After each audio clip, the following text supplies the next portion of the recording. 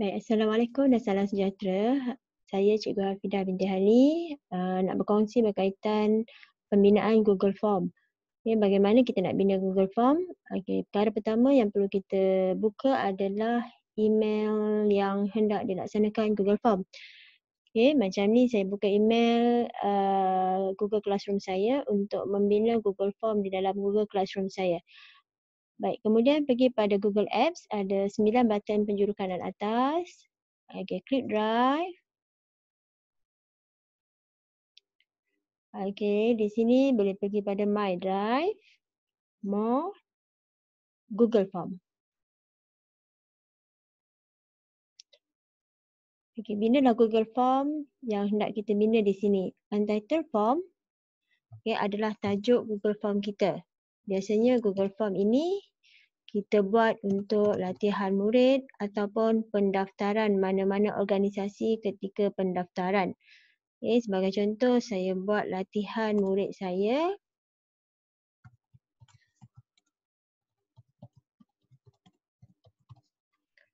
Okay, itu adalah tajuk sebagai contoh yang saya buat. Baik, kemudian untitled question ini bermula soalan latihan yang kita hendak masukkan. Okay, sebagai contoh saya masukkan soalan yang pertama.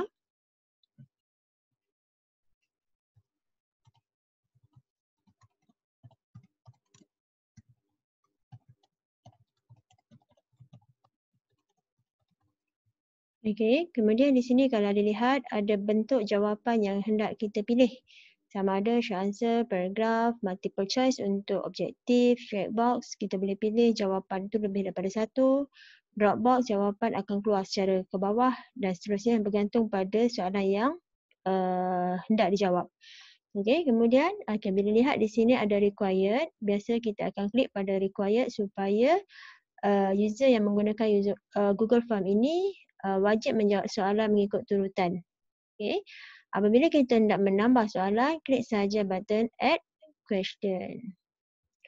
Baik, sekiranya ada gambar yang hendak dimasukkan dalam Google Form, okay, kita boleh masukkan gambar, bawa sahaja mouse di sebelah soalan, klikkan di situ dan boleh masukkan gambar. Okay, carilah pada komputer masing-masing untuk memasukkan gambar yang dikehendaki. Okay, macam saya tak nak masukkan gambar. Okay, untuk soalan, kita boleh tambah saja soalan.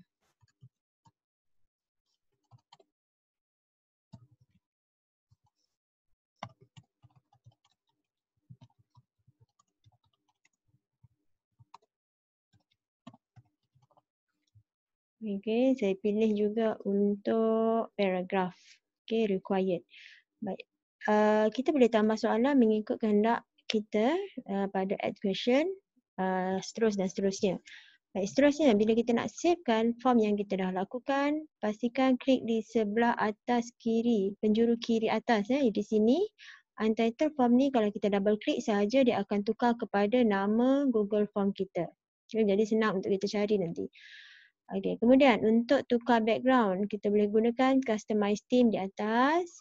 Ni untuk tukar background color. Okay, untuk masukkan gambar, boleh masukkan daripada choose image. Okay. Ini sebagai contoh lah.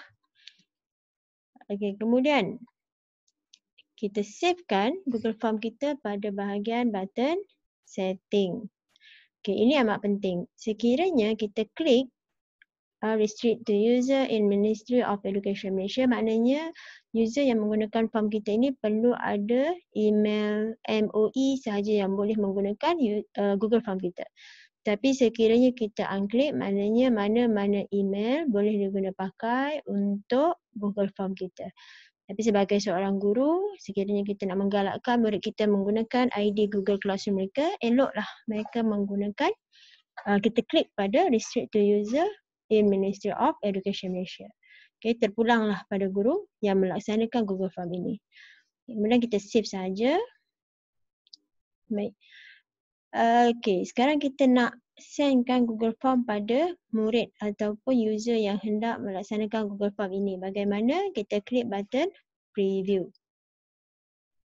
Okay, klik button preview, inilah gambaran Google Form yang akan kita dapat. Maknanya user boleh lihat di sini. Okey, highlightkan link di atas. Okey, copy. Okey, dan pergilah ke WhatsApp group kalau kita nak bagi pada murid kita. Okey, pastekan sahaja dan buatlah arahan untuk memberi latihan tersebut. Baik, sekiranya kita padam Google Form kita, kita nak cari di mana? Kita akan cari semula dalam email kita yang kita buat Google Form tadi. Di mana? Google Apps, Drive. Okey, inilah dia latihan perkara yang membatalkan iman. Okey, kita boleh tengok. Kalau ada murid yang dah respons atau jawab soalan kita boleh lihat pada responses. Macam ini saya tak ada lagi responses sebab saya baru masukkan. Okay, saya ambil satu contoh Google Form yang ada responses ya, sekejap.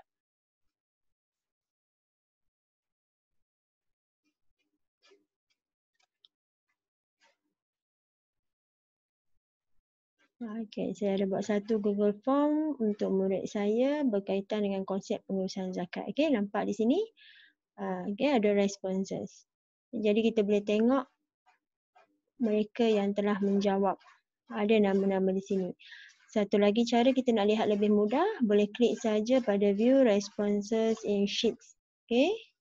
Nanti dia akan buka dalam bentuk Excel. Inilah respon-respon yang telah menjawab Google Form kita untuk dianalisis.